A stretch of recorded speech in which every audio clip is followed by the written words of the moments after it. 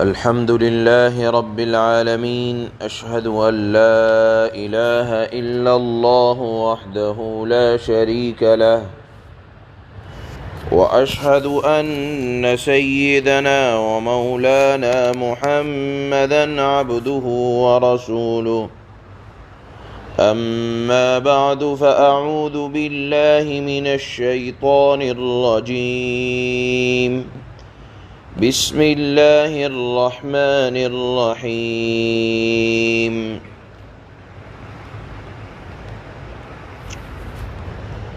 ألف لام ميم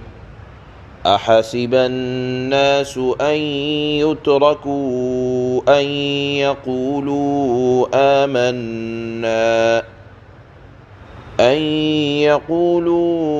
آمنا وهم لا يفتنون ولقد فتنا الذين من قبلهم فليعلمن الله الذين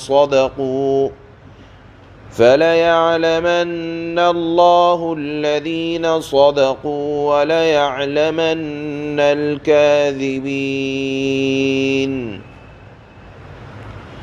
صدق الله مولانا العلی العظیم۔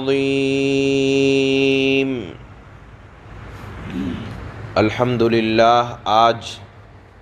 20ویں پارے کی سورہ عنکبوت کا بیان شروع ہو رہا ہے اور اس کی 3 آیتیں تلاوت کی گئیں۔ سورہ عنکبوت کسی بھی سورت کے نازل ہونے سے پہلے، کسی بھی سورت کے بیان کرنے سے پہلے اگر یہ بتا دیا جائے کہ یہ سورت کہاں نازل ہوئی، اس کے نازل ہونے کے اسباب کیا تھے، تو سورت کے سمجھنے میں اور اس کے مضامین کے سمجھنے میں آسانی رہتی ہے۔ سورہ عنکبوت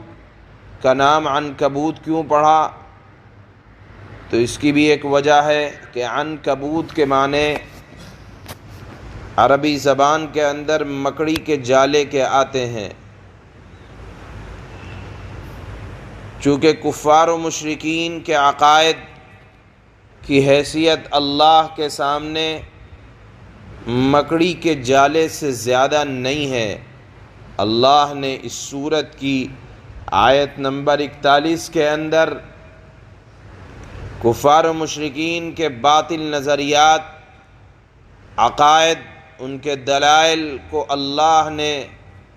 مکڑی کے جالوں کے برابر قرار دیا ہے۔ کمزوری کے اعتبار سے مکڑی کا جالا سب سے کمزور ہوتا ہے، آپ کے ہاتھ کے اشارے سے بھی وہ ختم ہو جاتا ہے، تو اللہ نے فرمایا کہ ان کے عقائد اور نظریات اور دلائل مکڑی کے جالے کی بھی حیثیت نہیں رکھتے۔ اس وجہ سے اس سورت کا نام سورہ عنکبوت پڑا۔ اس سورت کے اندر 69 آیات، 7 رکوع، 990 کلمات، 4410 حروف اللہ نے نازل کیے ہیں۔ یہ ترتیب کے اعتبار سے قرآن کی اس وقت 29ویں سورت ہے، مگر نازل ہونے کے اعتبار سے اس کا شمار 81 نمبر پر علماء نے نقل فرمایا ہے۔ گویا کہ 80 صورتیں اس سے پہلے مکہ معظمہ میں نازل ہوئیں اور 9 صورتیں اس کے بعد مکہ معظمہ میں نازل ہوئیں، اور پھر 24 صورتیں مدینہ منورہ میں جا کر نازل ہوئیں۔ اس اعتبار سے، نازل ہونے کے اعتبار سے اس کا شمار 81 نمبر پر ہے، لیکن یہاں جو قرآن کریم کی ترتیب ہے اس اعتبار سے اس کا شمار 29ویں نمبر پر آتا ہے۔ یہ سورت مکہ مکرمہ کے کن حالات میں نازل ہوئی اس کا بھی جان لینا ضروری ہے۔ جس زمانے میں یہ سورت نازل ہوئی مکہ مکرمہ میں، تو مسلمان کفار کے ہاتھوں بہت سخت اذیت اٹھا رہے تھے، اسلام کو پوری مخالفت کے ساتھ زور و شور کے ساتھ دبانے کی کوشش کی جا رہی تھی، اللہ نے شروع کی آیات ہی میں مسلمانوں کو تسلی دی اور فرمایا کہ جو یہ کہتے ہیں آمنا، ہم ایمان لے آئے، تو کیا وہ نہیں سمجھتے کہ ان کو آزمایا نہیں جائے گا؟ گویا کہ اللہ کی رضا اور جنت اتنی سستی نہیں ہے کہ ایمان والے یہ سمجھیں کہ آزمایا نہیں جائے گا، آزمایا جائے گا، اور پھر مسلمانوں کو اس میں ثابت قدم رہنے کی بھی توفیق ملے گی۔ گویا کہ صبر اور تسلی کے الفاظ اللہ نے شروع کی آیات میں بیان فرمائے کہ چونکہ وہ مسلمانوں کا ایسا وقت تھا کہ اگر کوئی بیٹا مسلمان ہو رہا تھا تو باپ سے مخالفت، کوئی کاروباری مسلمان ہو رہا تھا تو کاروبار ختم ہو جا رہا تھا، کوئی عورت مسلمان ہو رہی تھی تو اپنے ارد گرد رہنے والوں سے اس کو سخت تکلیفوں کا سامنا تھا، ایسی ایسی تکلیفیں کہ گرم ریت پر لٹایا جانا اور پھر گھر سے نکال دیا جانا اور پتھر پر سینے پر پتھر رکھ کر گھسیٹا جانا، غریب بے کس جو غلام مسلمان ہو رہے تھے ان کو آگ کی گرمی سے جھلسنا پڑ رہا تھا۔ لہذا اللہ نے فرمایا کہ جو ایمان لائے گا تو یہ سمجھ کر لائے کہ اللہ کی طرف سے آزمائش بھی ہوگی۔ پھر اللہ نے فرمایا کہ دیکھو اگر تمہیں تکلیفوں کا سامنا ہے تو اس بات کی تو اجازت ہے کہ تم اپنے گھر بار کو چھوڑ کر ہجرت کر جاؤ، لیکن ایمان کو نہ چھوڑنا، یعنی تکلیفیں کتنی بھی آ جائیں، جان بھی اگر چلی جائے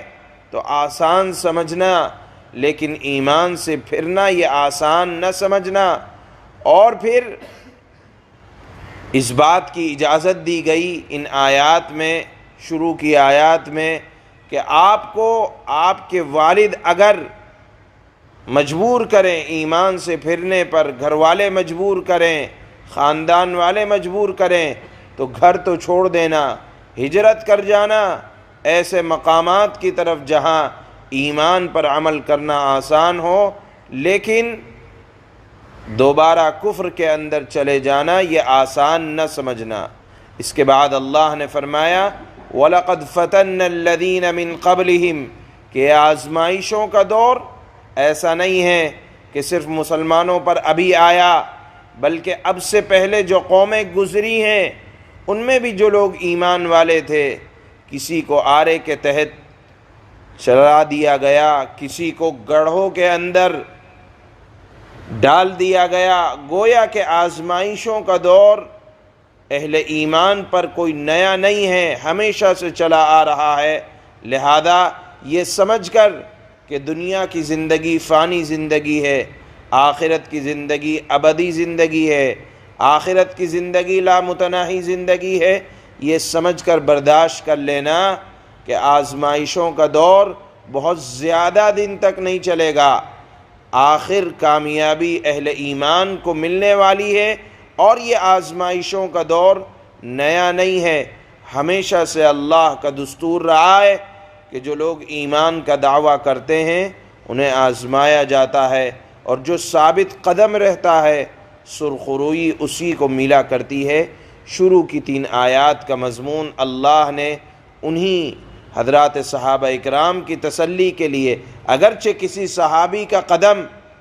پریشانیوں کے وقت گھبرائے نہیں، قدم ڈگمگایا نہیں، لیکن بعض اوقات حضرات صحابہ اکرام اللہ کے نبی سے آ کر کہا کرتے تھے کہ اللہ کے نبی حالات اتنے سخت ہیں، آپ اللہ سے دعا کیجئے۔ تو ایسے مواقع پر یہ آیات نازل ہوئیں، چنانچہ جن کا بیان آج کی آیات میں اللہ نے فرمایا ہے۔ چنانچہ فرماتے ہیں اللہ بسم اللہ الرحمن الرحیم، شروع کرتا ہوں اس اللہ کے نام سے جو بڑا مہربان نہایت رحم کرنے والا ہے۔ الف لام میم۔ اللہ تعالیٰ اس کے معنی زیادہ جانتے ہیں۔ احسب الناس ان يتركوا ان يقولوا آمنا وهم لا يفتنون۔ بعض مسلمان جو کفار کی تکلیفوں سے گھبرا جاتے ہیں تو کہتے ہیں، اللہ ان کے جواب میں فرماتا ہے، تو کیا مسلمانوں نے یہ خیال کر رکھا ہے کہ وہ اتنا کہنے پر چھوٹ جائیں گے کہ ہم ایمان لے آئے؟ نہیں، بلکہ آزمائش ہوگی۔ اللہ فرماتے ہیں ان کو آزمایا جائے گا۔ فرماتے ہیں اللہ، کیا مسلمانوں نے یہ خیال کر رکھا ہے کہ وہ اتنا کہنے پر چھوٹ جائیں گے کہ ہم ایمان لے آئے، اور ان کو آزمایا نہ جائے گا بلکہ آزمایا جائے گا۔ ایمان والوں کو اللہ فرماتے ہیں یہ دستور اللہ کا پہلے سے چلا آ رہا ہے۔ وَلَقَدْ فَتَنَّا الَّذِينَ مِن قَبْلِهِمْ فَلَيَعْلَمَنَّ اللَّهُ الَّذِينَ صَدَقُوا وَلَيَعْلَمَنَّ الْكَاذِبِينَ۔ اور ہم تو یعنی اللہ ان لوگوں کو بھی آزما چکے ہیں جو ان سے پہلے ہو گزرے ہیں، یعنی اللہ کے نبی سے پہلے جو قومیں آئیں، امتیں آئیں، حالات ان کے اوپر بھی آئے۔ اللہ فرماتے ہیں کہ ہم تو ان کو بھی آزما چکے ہیں جو ان سے پہلے ہو گزرے ہیں۔ اللہ تعالی ان لوگوں کو جان کر رہے گا جو سچے تھے، یعنی قول اور عمل میں دونوں میں سچا رہنا ایک اہل ایمان کی ذمہ داری ہے۔ ایسا نہیں کہ حالات آئے گھبرا گئے اور ایمان سے پھر گئے، نہیں، اللہ جان کر رہے گا جو سچے تھے، اور اللہ جان کر رہے گا جھوٹوں کو بھی۔ سبحان اللہ و بحمدہ، سبحانک اللہ۔